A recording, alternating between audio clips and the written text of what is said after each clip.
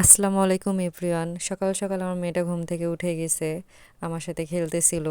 এরপরে সকালবেলা ভাবি রান্না করেছিল আলু ভাজি আর ডাল, করলা আলু ভাজি করেছিল, আমার জন্য আলাদাভাবে আলু ভাজি করেছে, জাস্ট আমি করলা খাই না।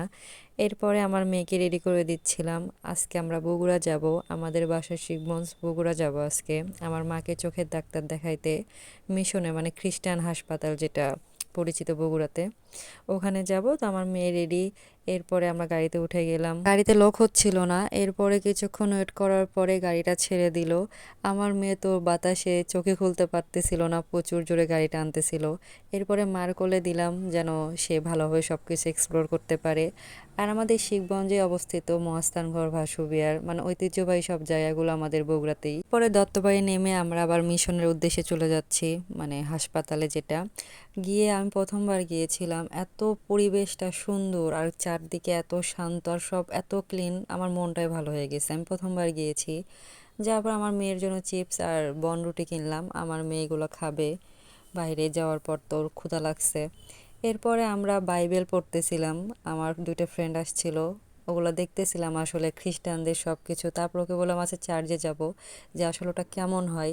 তোকে বলতেছি চল, আমাদের খ্রিস্টান এই হাসপাতাল থেকে এর চার্চটা একটু বেশি দূরে, মানে 5-7 মিনিট হাঁটলেই পাওয়া যায়। তো আমরা গেলাম, আমার মেয়েকে তারা দুজনে আদর করে নিচ্ছিল। আজকে আমার সারাদিন নিয়ে থাকতে হয়নি, এরা দুইজনে আমার মেয়েকে সামলাইছে। এরপর আমি ফার্স্ট টাইম যখন ঢুকলাম, চারদিকে এত সুন্দর পরিবেশ। আর এটা শুক্রবার রোববার করে খোলে, 3টার দিকে কি 4টার দিকে, ভিতরটা খুলে দেয় নাই কিন্তু গেটটা খুলে দিছে। আমরা যে টাইমে গেছি ওই টাইমে দেখে একটা লোক ঢুকতেছিল। অনেক সুন্দর পরিবেশ, আমার কাছে খুব ভালো লাগছে। আর আপনারা জানেন আমি অনেক গাছ পাগল, এখানে এত সুন্দর সুন্দর গাছ মনে হচ্ছে সব গাছ আমি তুলে নিয়ে যাই, কিন্তু আমার বাসায় ছিল। আর মুভিতে যেরকম দেখেছিলাম সেম টু সেম, শুধু যিশুর যে একটা মূর্তি থাকে বা প্রতীক খ্রিস্টানদের, ওটা ছিল না। প্রত্যেকটা ব্রেঞ্চেই বাইবেল ছিল। আসার সময় আমার ফ্রেন্ড গাছ দেখছে, তো বলতেছে এই গাছটা তুলে নিয়ে যাবো কি, আমি বলছি নিয়ে যা, রাস্তার গাছ কিছু হবে না। দেন আমরা চুরি করে নিয়ে যাচ্ছিলাম। আমার ফ্রেন্ডের আবার কাজ ছিল, ও টিউশনি করাবে, ও আবার চলে গেছে আগেই, আমাদের অনেক লেট হচ্ছিল দেখে। এরপর আমি জুতা, আমার মেয়ের কাপড় আর ফুচকা খাইলাম। এখানে আমার মেয়েকে এই ভাইয়াটা খুব আদর করতেছিল, এই ভাইয়াটা আমার 18 সাল থেকে চেনে। এই জন্য আমার সবসময় বলো পুরাতন কাস্টমার, এখন আর আসে না, কারণ আমি যশোরে থাকি, বগুড়া ভাবে আসা হয় না। পরে বিকাল দিকে আমরা বাসার উদ্দেশ্যে রওনা দিলাম। আমার মেয়ে তো সিটে থাকতেছিল না, ও অনেক এনজয় করতেছিল, মানে লাফাচ্ছিল, ওই ভাইয়েরা ডিস্টার্ব করতেছিল, মানে গেঞ্জি টানতেছিল এক কথায়। আমি বাসায় এসে আমার মেয়ের কাপড় দেখতেছিলাম, প্যান্ট একটু বড় হয়ে গেছে, কুরবানির মার্কেট আমার মেয়ের এটা। আমার কথা হলো আমার মেয়ে প্রত্যেকটা ঈদে দিয়ে সব কিছু নিয়ে দিব। আর আমার জুতা ছিঁড়ে গেছিলো, আমি তো একটা ছুটি নিয়েছি।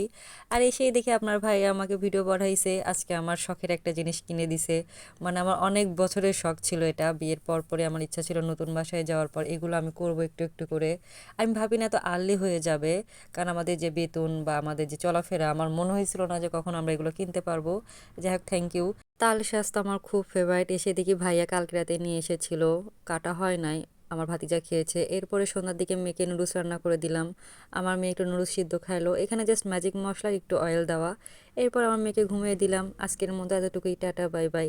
আর আজকে আমি অনেক খুশি, কারণ আমার মাইক্রোওভেন হয়ে গেছে, শখের একটা জিনিস।